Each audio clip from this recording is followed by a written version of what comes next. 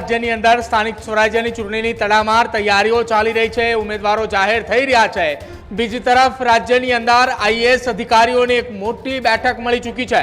Gujarat IPS અધિકારીઓની મળેલી આ બેઠકમાં અમદાવાદ અને ગાંધીનગરના તમામ આઈપીએસ અધિકારીઓ એ બેઠકની અંદર હાજર રહ્યા હતા અને આ બેઠકની અંદર એક મોટો નિર્ણય કરવામાં આવ્યો છે। વારંવાર પોલીસ અધિકારીઓની સામે રાજકીય પક્ષના નેતાઓ દ્વારા જે પટ્ટા ઉતારવાની વાત હોય કે પછી ગંભીર આરોપો જે લગાડવામાં આવે છે, ડિસમિસ કરવાની જે ગંભીર વાતો કરવામાં આવે છે, તે આરોપની સામે હવે આ આઈપીએસ એસોસિએશન ખુલીને મેદાને આવશે અને ત્વરિત એક્શન લેવામાં આવશે। જો એ આઈપીએસ અધિકારીની કોઈ ભૂલ નહીં હોય અથવા તો કોઈ પણ પ્રકારનો તેનો એ ઘટનાની અંદર રોલ નહીં હોય તો ત્વરિત ધોરણે નેતાઓની અથવા તો જે કોઈ પણ વ્યક્તિ આરોપ લગાવતો હશે તેની સામે તત્કાલ ધોરણે કાર્યવાહી કરવા માટેની તૈયારીઓ આ એસોસિએશન દ્વારા હાથ ધરવામાં આવશે। મહત્વપૂર્ણ એસોસિએશનની વાત છે કે જેમાં પ્રમુખ પદે અમદાવાદ શહેર પોલીસ કમિશનર જીએસ મલિકની નિમણૂક કરવામાં આવી છે અને સાથે જ ઉપપ્રમુખ પદ ઉપર આ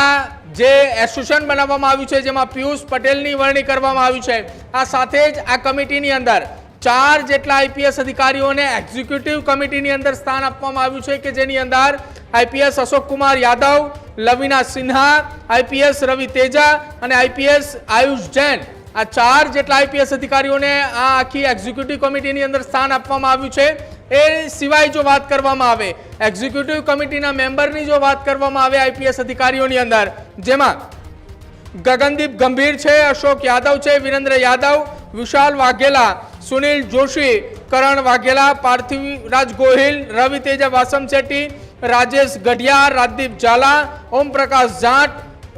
વિશાખા ડબરાલ, લવિના સિન્હા અને આયુષ જૈન, આ તમામની નિયુક્તિ જે છે તે આ આઈપીએસ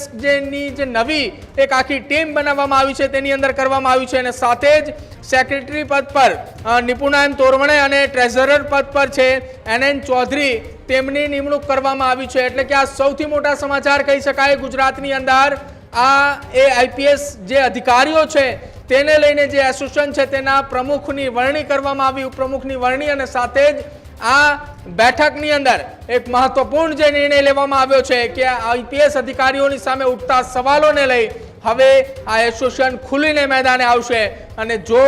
એસોસિએશન ખુલીને મેદાને આવશે તો આવનારા સમયની અંદર ગુજરાતમાં હલચલ જોવા પણ મળી શકે છે। ત્યારે જ ન્યૂઝરૂમ ગુજરાતની યુટ્યુબ ચેનલને સબસ્ક્રાઇબ કરો અને ઇન્સ્ટાગ્રામ અને ફેસબુક પર ફોલો કરો। અપડેટ રહો, સત્યની સાથે રહો।